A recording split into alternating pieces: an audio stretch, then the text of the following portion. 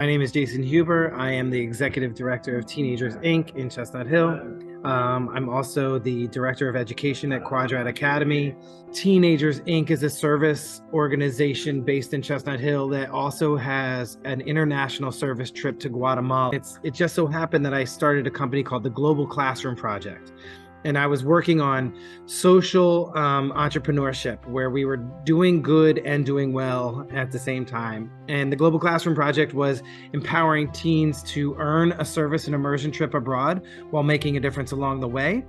And it was the perfect fit for Teenagers Inc. because that's exactly what Teenagers Inc. does. My ultimate goal would be to get 10,000 Philadelphia kids abroad to do service in other countries and then come back and bring that service heart to Philadelphia. I had taken kids abroad, and it's a heavy lift as a teacher. And what I wanted to do was help other teachers do what I dreamed to do, and if I could be a helper to them, they wouldn't have to do that heavy lifting. I could also help kids fundraise, which was a major roadblock for these trips, to make sure that any kid who had a dream of going abroad and making a difference could do that. Some schools I'd visit in the after school on Tuesdays, and then some days I'd go Thursday morning to another school. So I really had to reach out and meet the kids where they were, literally at their schools. But I think that the real sweet spot is like a sophomore, junior in high school, because they then have time to make decisions about how they want to proceed in life. Ultimately want to be available for gap years, and I want to be available for extended trips for students as well. And I want to have students coming to Teens Inc. and working out of there in service to the community.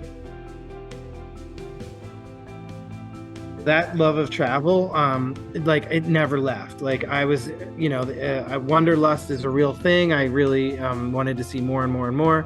And when I came back to Philly, we started a coffee shop. It wasn't the first, but one of the first big coffee shops. And that kind of entrepreneurial spirit took me on this journey. I even visited Nicaragua with my coffee provider, and that was an amazing trip. And so, like, I had this bug to travel.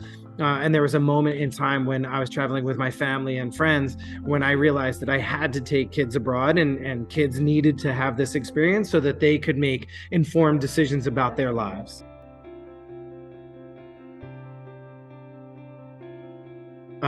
He said to me after the trip, "I've lived in my house for 10 years and barely know my neighbors. I go to Costa Rica for 10 days and I knew everybody in the neighborhood." She basically said by traveling, she got to see how other people lived, and that life was about not the things you have, but the experiences you have, and and you can find joy in life despite not having certain things. And that people were happier in Guatemala and in Costa Rica, despite the fact that they don't have as much as we have.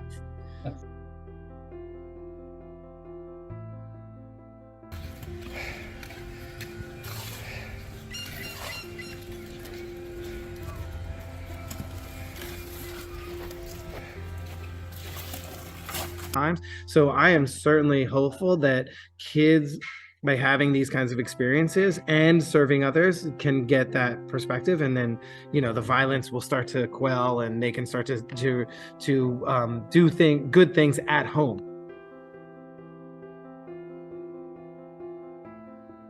I think the passion really comes from having my perspective switch, right? I was in Southeast Asia during 9/11. And I was in a Muslim country. I happened to be in Indonesia, and then I went on to Malaysia.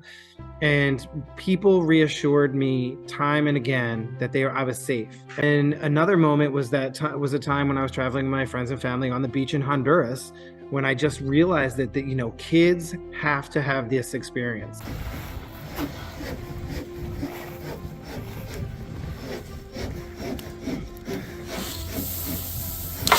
They're back to learning like it was when they were younger, because what happens is your language is taken away from you, and everything is unfamiliar, but some things are familiar, and they actually open up and become those learners that we really want to have in the classroom, which is open to new ideas, new perspectives.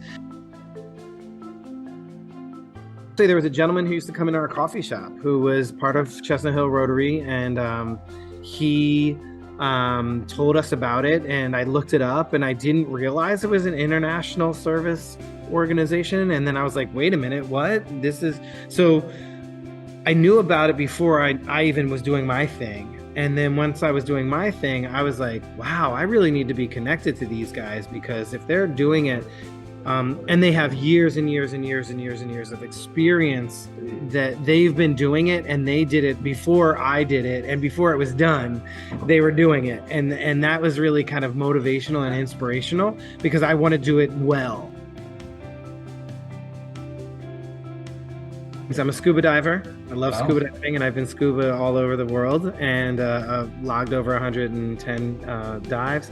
And the other one is I play basketball 2 to 3 times a week. The basketball is my passion, and I love it. I'm good at it, and I'm sneaky, and I have been playing for years, and people laugh when they realize that I'm actually kind of good at it.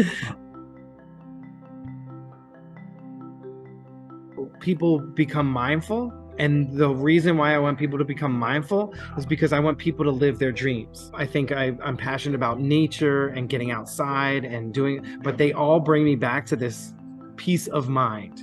The only way I can see that, or the way that I can see that we get to world peace, is by having kids and adults have a perspective switch in which they meet somebody outside of them, their neighborhood, outside of the country, and then have that moment where they realize that we're all human beings and it's a safe place. I'm just super excited to be part of Rotary, and I want to share my travel and service with Rotary, whatever capacity that is. I would love to take is it Rotarians? I'd love to take them abroad. I would love to learn more about the process that they've been involved with in taking people abroad and starting trips or visiting other Rotary clubs. I am super passionate about bringing the teenagers together with, doing some cross-generational stuff, and serving together, because that would be next level.